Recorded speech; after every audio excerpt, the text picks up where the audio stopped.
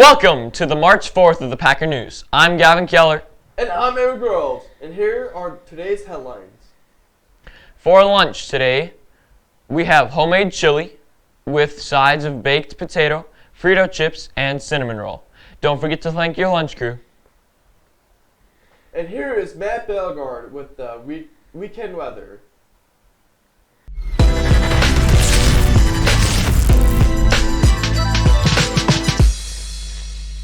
Today we have winds from 15 to 20 miles per hour along with highs of 30 degrees and lows of 22 degrees. Saturday will be snowy with highs of 28 degrees and lows of 12 with winds between 20 to 30 miles per hour. And then Sunday will be partly cloudy with highs of 20 degrees and lows of 2 degrees. Thank you, and back to the studio. Well, you know what they say about March, in like a lion, out like a lamb. One West Fargo will be holding its first multicultural open mic night in the theater this Friday, March 4th from 5 to 7 p.m.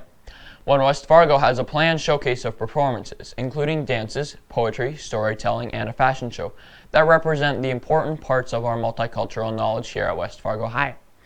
The community and students are all invited to come, learn, and most importantly, celebrate the identities that make our Packer community strong. If you are unable to attend in person, Packer Media will be live streaming this event. You can check it out on the Packer Media Television YouTube channel. What do Stephen Colbert, Zac Efron, Josh Gad, Justice Fiona Zoltmeier, and the newest Supreme Court Justice nominee Ketanji Brown Jackson have in common? They were all part of their school speech and debate teams. Today, March 4th, 2022, is the National Speech and Debate Day. It's a day to celebrate programs that work to create platforms for students' voices.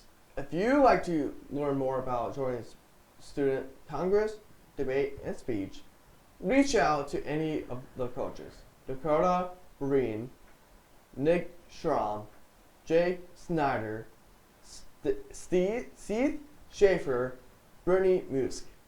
Over the last school year, West Fargo Public Schools have changed their approach to student lunch. Here's Packer correspondent Matt Bellegarde with more.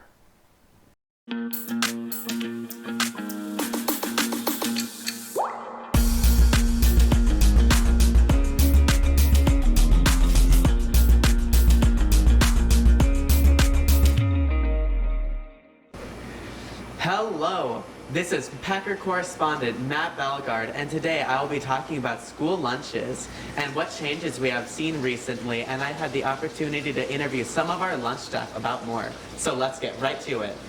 I have had the opportunity to talk to Sam Jankowski, the operations supervisor at our central kitchen, on what they do there. All right, so here at the West Fargo Central Kitchen, we do all of our quick bread baking, so that's our muffins, banana breads.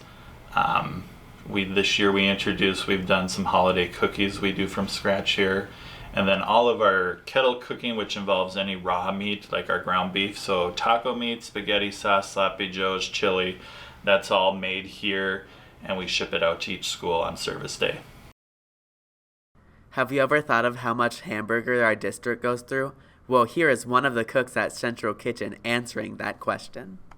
Because this is our big week of using burger, it has doubled. We were at like a little over 1,100 to 1,200 pounds of hamburger in a week. We are now up to 2,000, a little over 2,000 of hamburger in a week. Here is Sam Jankowski in response to how school lunch production has changed. Food availability. Every week we're struggling with what can we get in, what can't we get in. We typically try to stick to certain brands, but we've had to switch a lot of brands on certain items because the availability. There's shortages through our warehouse where we buy our food.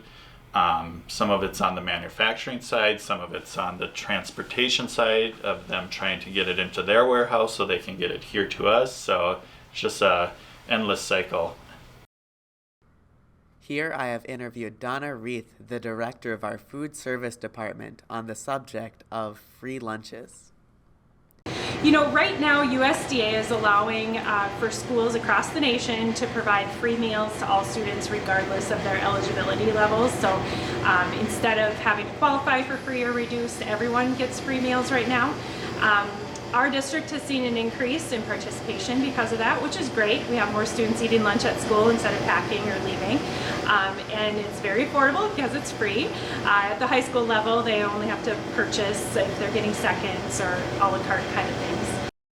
Here are interview excerpts from our cook manager Cindy here at the high school on the topic of the self-serve lunch line. The self-serve lunch line was implemented due to the fact that our supply chain is very limited as to what we can get in and the amounts that we can get in, and also due to a lot of staff shortages. I was apprehensive too because I wasn't even sure how the students were going to handle it, and I thought, oh my, we're just going to go through food like crazy, and we're not. I am very impressed with our students and the way that they have handled themselves coming through the lines and doing that. My staff is very friendly, very, want to engage with the students, and I think they do a very good job. Yeah. So, like I say, they probably all care about the students as much as I do. Please treat the cashiers, and all my staff with respect, because they do deserve it and they have worked for it. We have special ingredients that we add in to all of our food that we send out. Here goes. That's the love we. That's all the love that we put into our food. Next week, Tuesday, March 8th, is testing day. Freshmen and seniors will have a off-site learning day. You will not come into the building, and there is no online class. Sophomores will be taking the ASVAB test and should report to the Commons at 8:40 a.m.